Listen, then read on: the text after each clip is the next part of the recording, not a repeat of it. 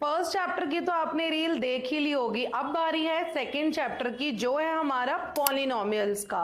ठीक है, अब पॉलिनोमियल्स के जो हमारे टॉपिक्स होते हैं वो इसमें कौन कौन से हम कवर करने वाले हैं। सबसे पहले बात करेंगे हम जीरोस की। फॉर एग्जाम्पल मान लेते हैं मेरे पास यहाँ पर एक ग्राफ है और ग्राफ के अंदर बना हुआ है पैराबोला। अब जो वो पैराबोला है और उसका जो पॉइंटर्स हैं जो एक्स एक्सिस पे आ रहे हैं वो मान लेते हैं अगर 2 आ रहे हैं, तो हमारे यहाँ पर जीरोस क्या हो गए बच्चों, 2 जीरोस इसमें फॉर्म हो गए। तो पहला क्वेश्चन तो आता है आपका ग्राफ से रिलेटेड। उसके बाद इस चैप्टर से दूसरा जो क्वेश्चन पूछा जाता है वो पूछा जाता है सम ऑफ जीरोस और प्रोडक्ट ऑफ जीरोस निकालना।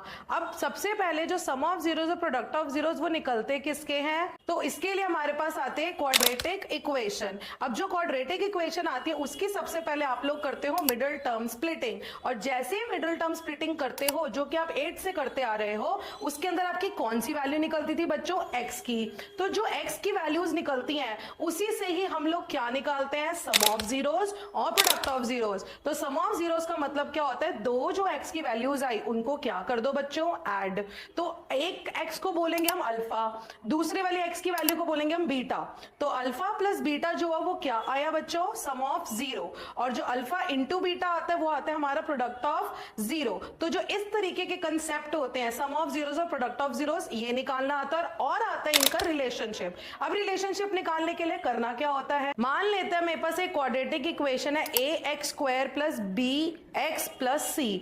तो मेरे पास सम ऑफ जीरोस किसके इक्वल आएगा, alpha plus beta is equals to होता है माइनस बी बाय ए, और प्रोडक्ट ऑफ जीरोस यानी अल्फा इंटू बीटा होता है हमारा सी बाय ए। तो इस तरीके से आप इसका रिलेशनशिप निकाल सकते हो।